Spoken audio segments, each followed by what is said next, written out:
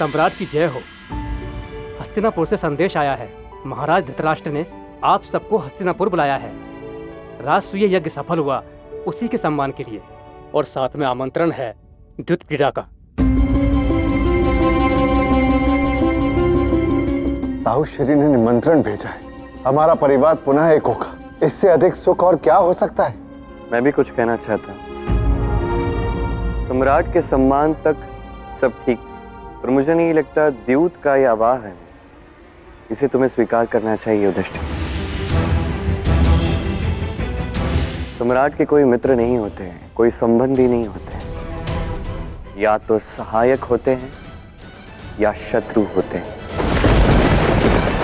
सोच विचार करना चाहिए कि ये वास्तव में है क्या ये किसी सहायक की सौगात है या किसी शत्रु का प्रतिघात है?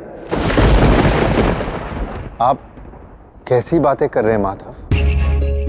संदेश स्वयं महाराज से आया है तो अवश्य गुरु द्रोण, विदुर चाचा और भीष्म पितामह को इस विषय में ज्ञात होगा।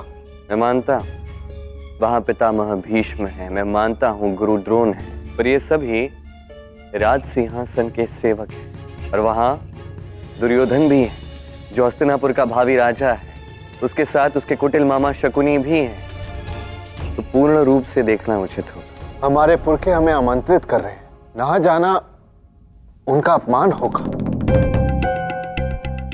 फिर द्यूत एक खेल ही तो है। खेल तभी तक खेल रहता है जब तक उसके पीछे किसी के मन में मैल ना हो।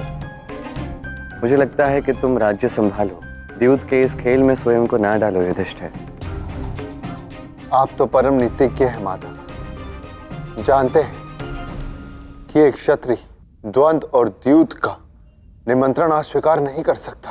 आपको यदि जाना है आप जाइए, परंतु एक महत्वपूर्ण बात सदैव स्मरण रखिएगा, जो भी करना प्रेम से करना। कुछ भी करते हुए अपने हृदय में प्रेम को अनुभव करना युधिष्ठिर, इस प्रेम को हृदय में जागृत करना और किसी के उकसावे में मत आना, चाहे जो कुछ भी हो जाए। अब कदाचित मेरे द्वारका लौटने का समय आ गया है, मुझे आज्ञा दें।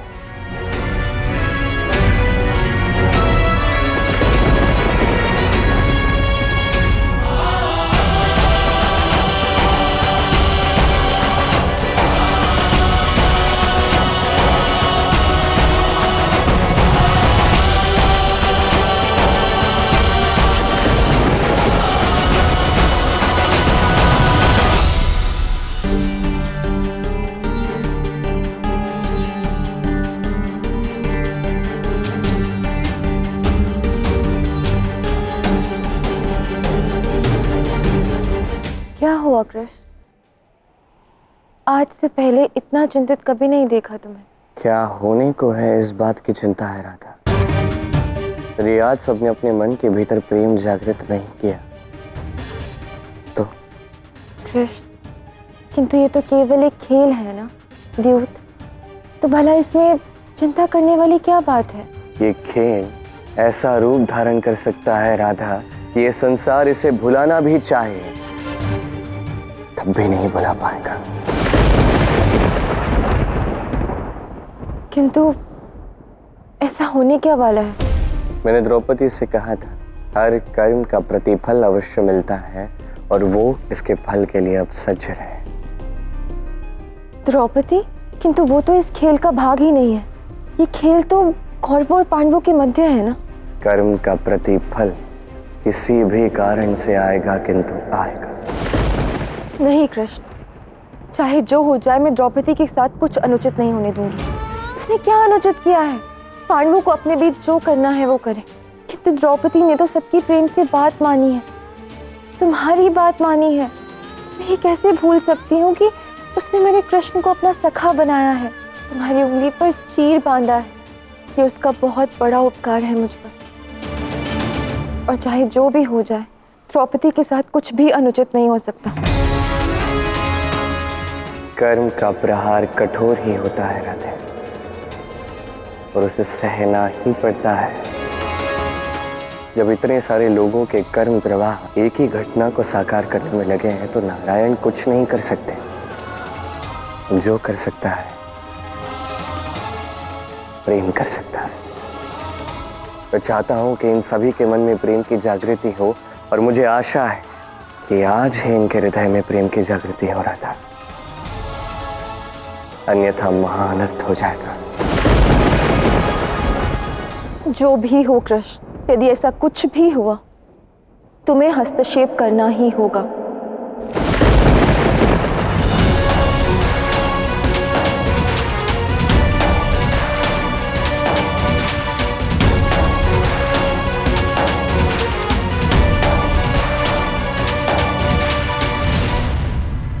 इंद्रप्रस्थ के महाराज युधिष्ठिर सपरिवार पधार रहे हैं। सम्राट युधिष्ठिर की जय, सम्राट युधिष्ठिर की जय, सम्राट युधिष्ठिर की जय।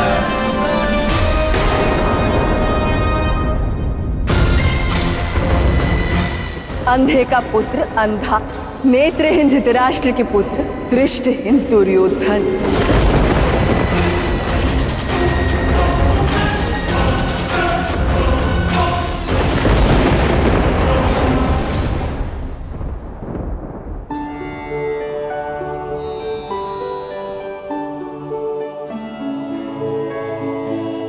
प्रणाम माता कुंती। महाराज, आपके अनुज पांडु के पुत्र आपके आदेश की पालना के लिए आए हैं। मैं प्रसन्न हूँ। सामान्यतः अनुज के संसार से जाने के पश्चात उसकी संतान ज्येष्ठ पिताश्री से दूर हो जाती है, किंतु मैं अत्यंत ही भाग्यशाली हूँ कि मेरे पुत्र मेरे बुलावे पर यहाँ आए। आपका सम्मान ही हमारा मान है ज्येष्ठ पिताश्री।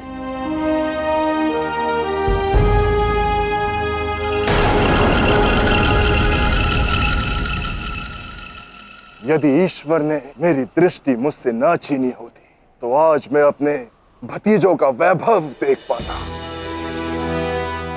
आचार्य द्रोण ने मुझे बताया कि इंद्रप्रस्थ बड़ा ही श्रेष्ठ नगर है। संसार का सर्वश्रेष्ठ नगर बसाया है मेरे शिष्यों ने महाराज।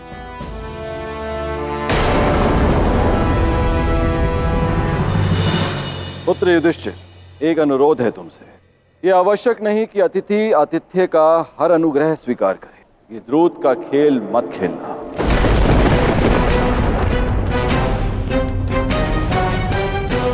पिताश्री ने उचित कहा है पुत्र, जहाँ द्यूत होता है वहाँ यमदूत निवास करते हैं।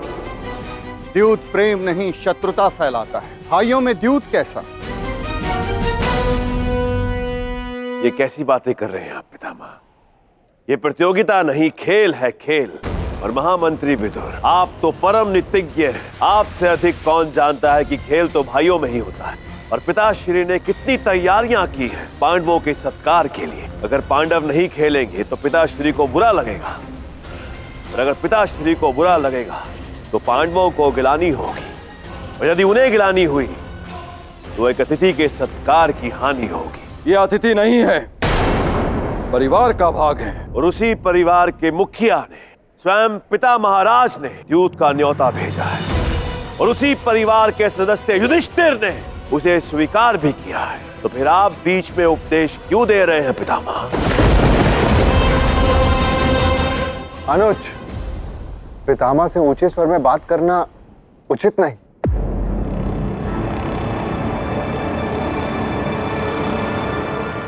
पिताश्री, बहुत मन है भ्राता दुर्योधन का एक निर्मल द्यूत खेल का। आपका क्या निर्णय है?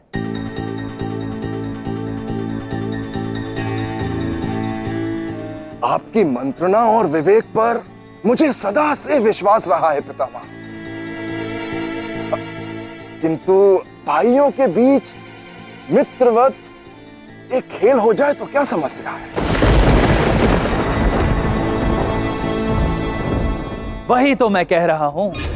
ठीक है भ्राता युधिष्ठिर, तो सारे संसार को मान लेने देते हैं कि सम्राट युधिष्ठिर को अपने गुरुजनों पे किंचित मात्र विश्वास नहीं है। नहीं, ऐसा नहीं है। मेरे गुरुजनों का मान रखने के लिए मैं द्यूत का खेल खेलने के लिए सच हूं।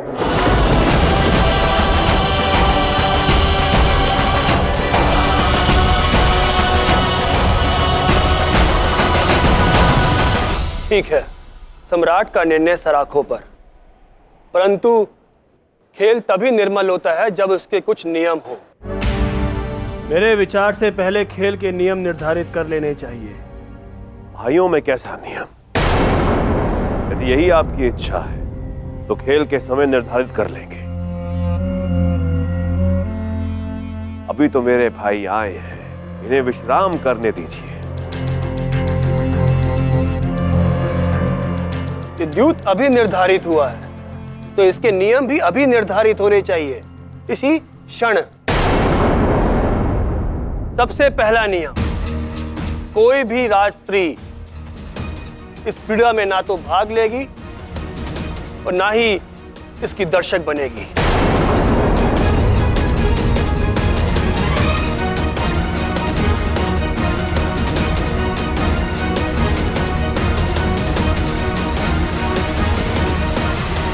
यह भी कोई पूछने की बात है महामंत्री विदुर? द्यूत क्रीड़ा में भला स्त्रियों का क्या काम? दूत क्रीड़ा तो पुरुषों के मनोरंजन का साधन है। दूसरा नियम, खेल निर्मल और सीमा में रहे, इसलिए वही दांव पे लगाया जाए जो अपने अधिकार में हो। 100% दांव तो वही लगेगा जो अधिकार में होगा, किंतु कुछ विचार मेरे भी हैं, क्योंकि आपकी भाव भंगिमा दर्शाती है कि आपको लगता है कि मैं छल करूंगा। इसलिए मैं इतना ही चाहता हूं कि आप ही नहीं, पूरे राज्य के प्रमुख पदाधिकारी दूत क्रीड़ा के समय उपस्थित रहे, ताकि मुझ पर और मामा श्री पर कोई छल का आरोप न लगा सके। अवश्य, हम यहाँ बैठेंगे भी और आवश्यकता पड़ने पर खेल को रोकेंगे भी। छोटों के खेल में अगर बड़े बोलेंगे तो खेल में कोई आनंद ही नहीं रहेगा। इसलिए मेरा मानना यह है कि बड़े आवश्यकता पड़ने पर खेल का सुझाव मात्र दे सकते हैं, किंतु खेल रोकने का अधिकार केवल खिलाड़ियों के पास होगा, अर्थात मैं और भ्राता युधिष्ठिर।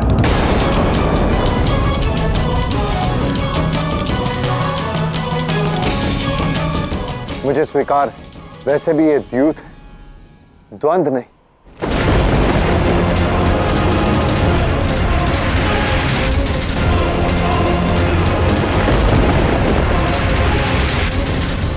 उत्तम, अति उत्तम भ्राता युधिष्ठिर।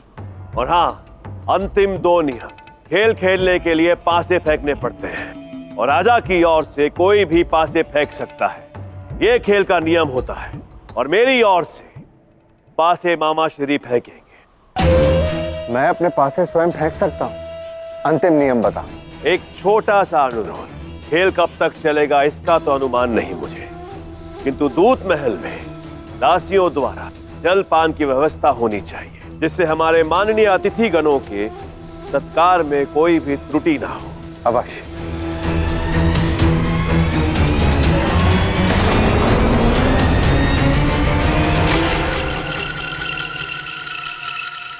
तो चले सम्राट, द्यूत महल की ओर प्रस्थान करें। भ्राता दुर्योधन, इन नियमों के चलते आपका प्रतिशोध कैसे पूरा होगा? नियमों को शत्रु का कवच समझने वाले जीता नहीं करते, जीतते तो वो है जो नियमों को अपना शस्त्र बनाते हैं।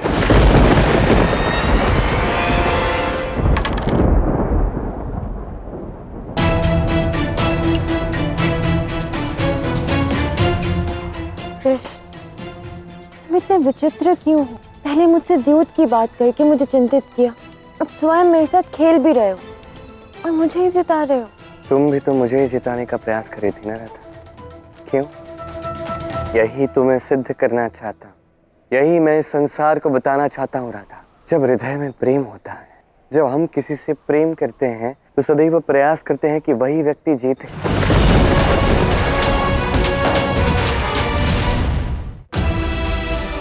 ये खेल क्या है और ये खेल क्यों आया इस संसार में? खेल का आरंभ इसलिए हुआ था ताकि प्रेम और सद्भावना बढ़ सके। खेल से जो आनंद आता है उसे संबंध और घनिष्ठ हो सके। तो आज राधा, आज ऐसी संभावना दिख रही है कि खेल के आधार और खेल के संस्कार दोनों सदा सदा के लिए बदल जाएंगे।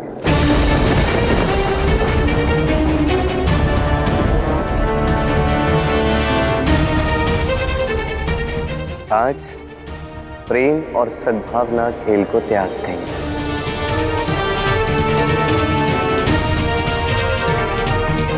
आज के पश्चात कोई खेल को खेल की भांति देखेगा ही नहीं, फिर ये खेल केवल एक द्वंद्व बनकर रह जाएगा। मनुष्य खेल खेलेगा पर अपने स्वार्थ के लिए, अर्थ के लिए, अभिमान के लिए, धन के लिए, यश के लिए। और जब भी हारेगा पराजय केवल मानवता की होगी।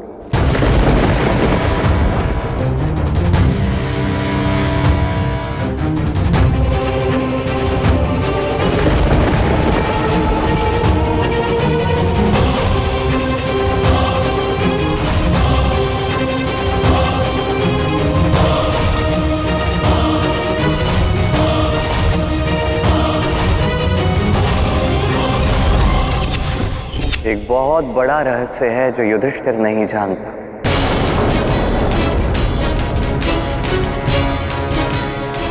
न दुर्योधन जानता है, न गांधार नरेश शकुन, न महामहिम भीष्म, न महामात्य विदुर, न गुरु द्रोणाचार्य, न महाराज धृतराष्ट्र, न गांधारी, न बुआ कुंती। बस ये रहस्य तुम्हें बता रहा हूं राधे। आज का ये क्षण बहुत महत्वपूर्ण है। आज का ये क्षण परिवर्तन का क्षण है राधा। और आज दांव पर प्रेम लगा है। आज यदि प्रेम जीतता है तो मानवता जीतेगी, किंतु यदि प्रेम की हार हुई तो ये समस्त संसार एक महायुद्ध की ओर बढ़ेगा।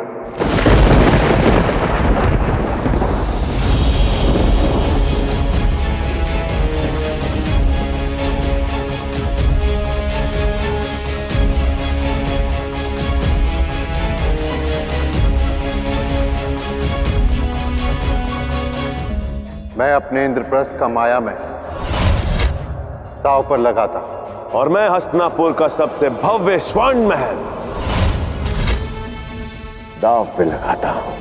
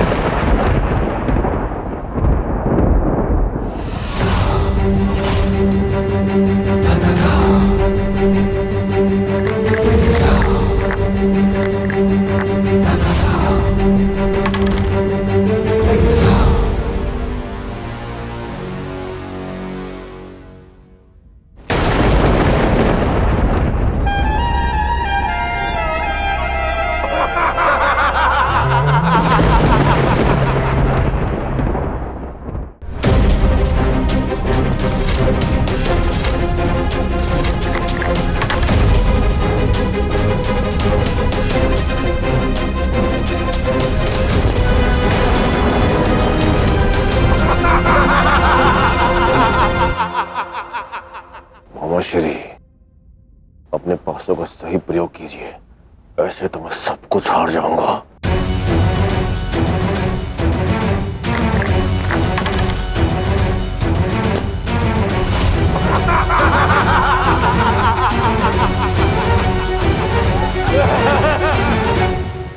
मैं हस्तिनापुर युवराज दांव पर अपनी सारी अर्जित संपत्ति लगाता हूं।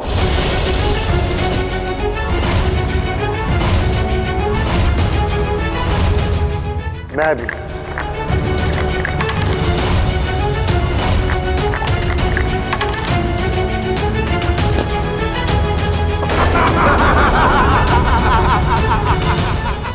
बधाई हो सम्राट।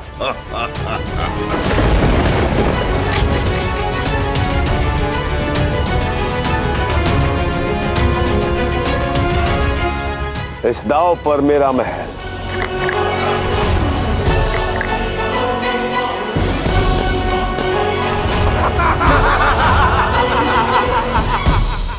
मेरा अखेत वन दांव पर लगाओ।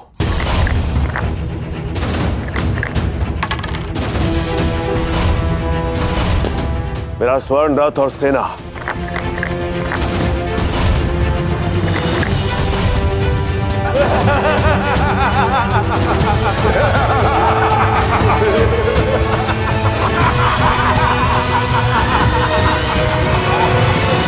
खेल तो बड़ा ही निर्मल चल रहा है कृष्ण, धर्मराज की ही जीत हो रही है।